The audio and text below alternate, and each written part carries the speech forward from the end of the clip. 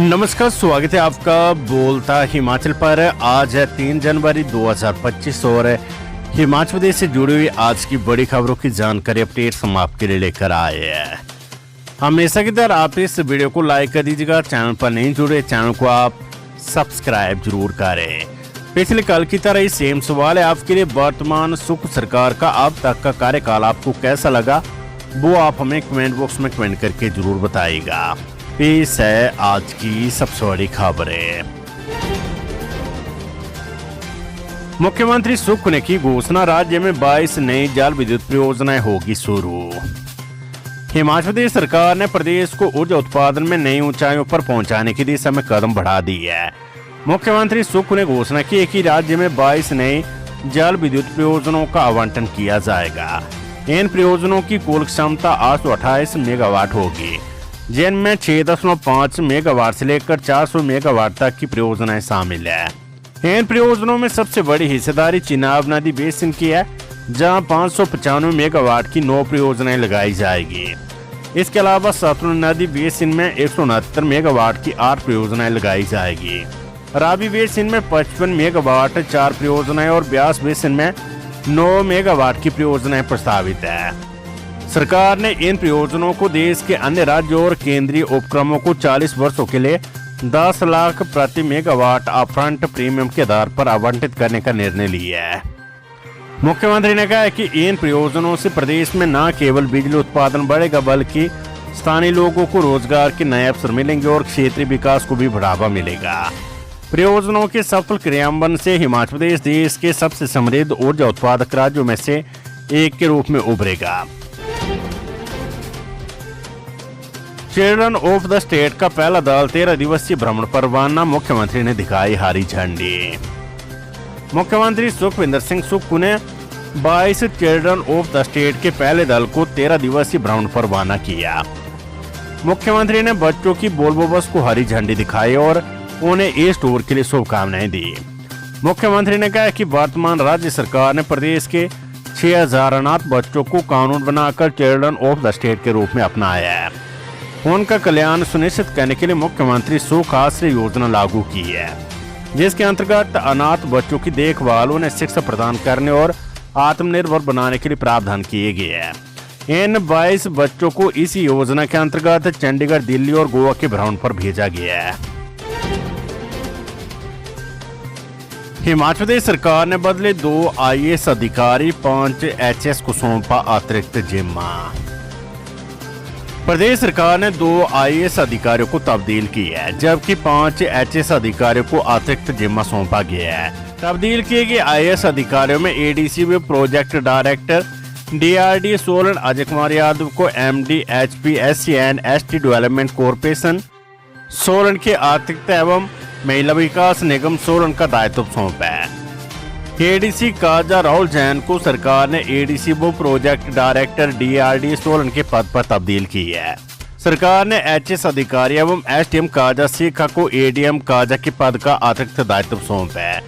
वहीं ADM protocol ज्योति राणा को ADM कानून व्यवस्था शिमला, सहायक बंदोबस्त अधिकारी सोलन नरेंद्र कुमार को सहायक बंदोबस्त अधिकारी अर्की, STM मनाली रमन कुमार शर्मा को संयुक्त निदेशक अटल बिहारी वाजपेयी संस्थान मनाली एवं सहायक आयुक्त व तहसीलदार झंडूता कनिका को STM झंडूता का अतिरिक्त दायित्व सौंपा है।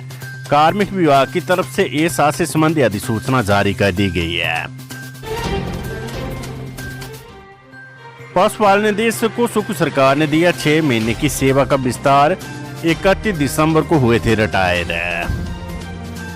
प्रदेश सरकार ने पशुपालन विभाग के निदेशक डॉक्टर प्रदीप कुमार शर्मा को सेवानिवृत्ति के दूसरे दिन 6 माह के लिए सेवा विस्तार दे दी है। वीरवार को मुख्य सचिव प्रबोध सक्सेना ने प्रदीप शर्मा को 6 माह सेवा विस्तार की अधिसूचना जारी की। प्रदीप के सेवा विस्तार का विभाग के कुछ अधिकारी विरोध कर रहे थे। अधिकारियों ने प्रदेश सरकार से लेकर राष्ट्रीय अनुसूचित जाति आयोग के अध्यक्ष तक मामला उठाया था। बावजूद इसके कृषि मंत्री के आग्रह पर मुख्यमंत्री ने प्रदीप को सेवा विस्तार देने को हरी झंडी दे दी।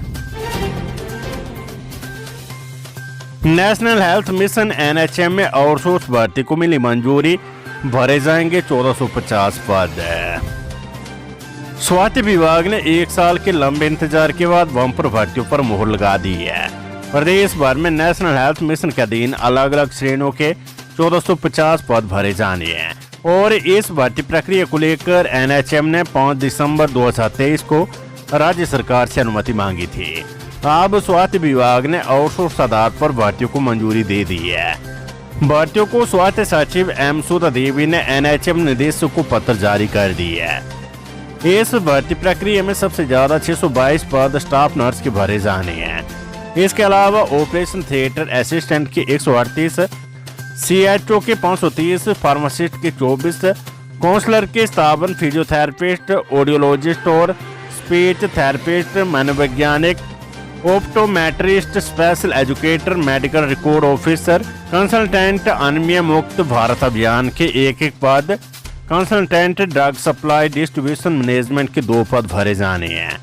राज्य सरकार की मंजूरी के बाद अब इन पदों पर जल्द ही भर्ती प्रक्रिया शुरू हो सकती है। हालांकि आउटसोर्स आधार पर नर्सिंग स्टाफ की भर्ती को लेकर स्वास्थ्य विभाग को विरोध का सामना भी करना पड़ सकता है। दरअसल प्रशिक्षित नर्स से स्वास्थ्य विभाग में रेगुलर भर्ती का इंतजार कर रही और ऐसे में उन्हें आउटसोर्स के आधार पर नौकरी देने का मामला आने वाले दिनों में बड़ी चर्चा का विषय बन सकता है। 3 फरवरी से होगी विधायक प्राथमिकता की बैठकें। लगातार 2 दिन सचिवालय में मुख्यमंत्री लेंगे मीटिंग। वार्षिक बजट 2025-26 में विधायकों की प्राथमिकताओं के निर्धारण के लिए मुख्यमंत्री सुक्खू की अध्यक्षता में 2 दिवसीय बैठकों का आयोजन 3 और 4 फरवरी 2025 को हिमाचल प्रदेश सचिवालय में किया जाएगा। 3 फरवरी 2025 को सुबह 10:30 बजे से 1:30 बजे तक कांगड़ा, किन्नौर और कुल्लू तथा दोपहर 2 से 5 बजे तक सोलन, चंबा, बिलासपुर और लाहौल स्पीति जिले के विधायकों के साथ बैठक आयोजित की जाएगी। 4 फरवरी 2025 को सुबह 10:30 बजे से 1:30 बजे तक शिमला और मंडी जिलों तथा दोपहर 2 से 5 बजे तक ऊना, हमीरपुर और सिरमौर के विधायकों के साथ बैठक आयोजित की जाएगी।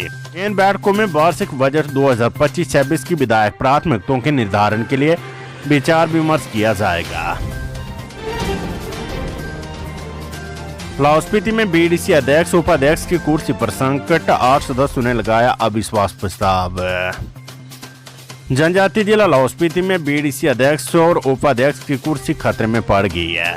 पंचायत समिति के 15 में से 8 सदस्यों ने उनके खिलाफ अविश्वास प्रस्ताव लाकर जिला पंचायत अधिकारी सचिन ठाकुर को हस्ताक्षरित दस्तावेज सौंप दिए है। हिमाचल प्रदेश विश्वविद्यालय की ओर से BA, BSc, BCom शास्त्री के छात्र जो अपनी डिग्री पूरी नहीं कर पाए हैं उन्हें स्पेशल चांस दिया गया है। HPU की कार्यकारी परिषद ने छात्रों की डिमांड पर इसे मंजूरी दी थी। इसमें छात्रों को स्पेशल चांस के लिए 10,000 रुपये फीस जमा करवानी होगी। वर्ष 2018-19 के छात्रों को ये स्पेशल चांस दिया गया है। इसके लिए परीक्षा फॉर्म भी जारी कर दिए गए हैं। छात्र इसके लिए 5 जनवरी तक परीक्षा फॉर्म भर सकते हैं। दरअसल काफी समय से छात्र इसकी डिमांड कर रहे थे। होटल मैनेजर की मौत के मामले में परिजनों ने उठाई CBI जांच की मांग। बनीखेत के निजी होटल में मैनेजर की मौत मामले में परिजनों ने निष्पक्ष जांच करने की मांग की है।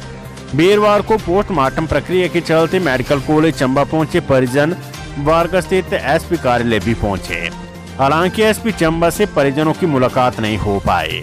इस मौके पर मैनेजर के भांजे रोहित ने बताया कि 31 दिसंबर को रात को उसके मामा राजेंद्र कुमार को घर से फोन कर बुलाया गया। वहीं होटल के एक कर्मचारी के बुलाने पर पुलिस के जवान वहां पहुंचे थे। ऐसे में उक्त कर्मचारी से भी गहनता से पूछताछ की जाए ताकि उक्त बयान के आधार पर कार्यवाही हो। उन्हें मामले की जानकारी 1 जनवरी को दी गई। इसमें सुबह से लेकर दोपहर तक मौत के कारण अलग अलग बताए गए। आधी अधूरी जानकारी से पुलिस जांच कैसे करेगी। उन्होंने कहा कि CCTV कैमरे में 2 पुलिस कर्मियों की बजाय 4 पुलिस कर्मी दर्शाए गए हैं। ऐसे में 2 के खिलाफ ही कार्यवाही की जा रही है।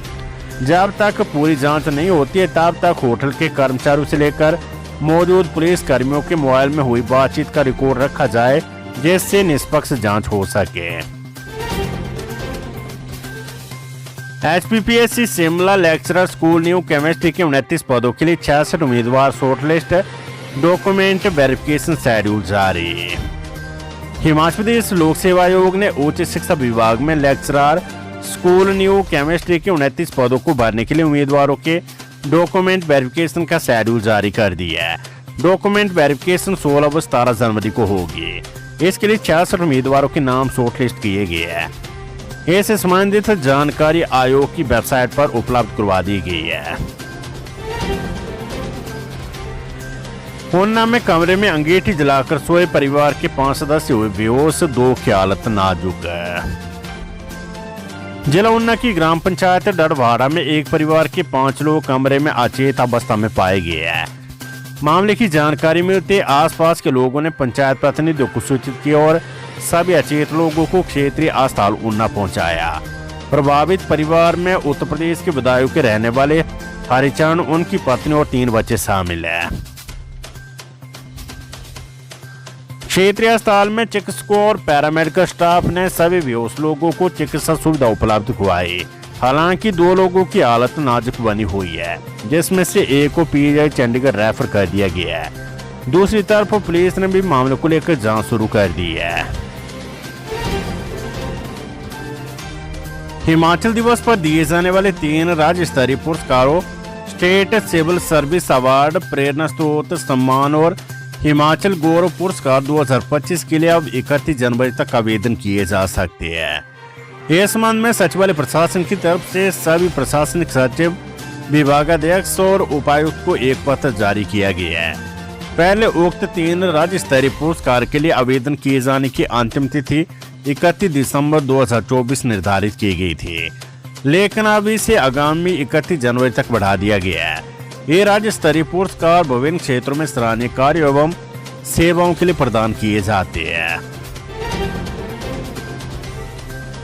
वेदर अपडेट, एक बार फिर बर्फ से लकदक होगी हिमाचल की वादियां। 5 और 6 जनवरी को बारिश बर्फबारी के आसार है। प्रदेशवासियों सहित पर्यटकों को एक बार फिर हिमाचल में बर्फ का दीदार होगा। मौसम विभाग की माने तो 5 व 6 जनवरी को बर्फबारी व बारिश होगी। इसके साथ ही अलग अलग स्थानों में बिजली के साथ तूफान आने का येलो अलर्ट जारी किया गया है। 5 जनवरी को मध्य और उच्च पर्वतीय इलाकों में अधिकांश स्थानों पर बारिश और बर्फबारी, जबकि 6 जनवरी को मध्य व उच्च पर्वतीय इलाकों में अधिकांश स्थानों पर बर्फबारी व बारिश, जबकि मैदानी इलाकों में अनेक स्थानों पर बारिश होगी। उसका असर 7 जनवरी को भी देखने को मिलेगा। 8 जनवरी के बाद मौसम साफ व शुष्क रहेगा। शुक्रवार व शनिवार को मध्य और उच्च पर्वतीय क्षेत्रों में 1-2 स्थानों पर हल्की बारिश और बर्फबारी हो सकती है। राज्य में पिछले 24 घंटों में मौसम शुष्क बना रहा, लेकिन सुंदरनगर और ऊना में शीतलहर का प्रकोप रहा, जबकि बिलासपुर में घना व ऊना में मध्यम कोहरा छाया रहा।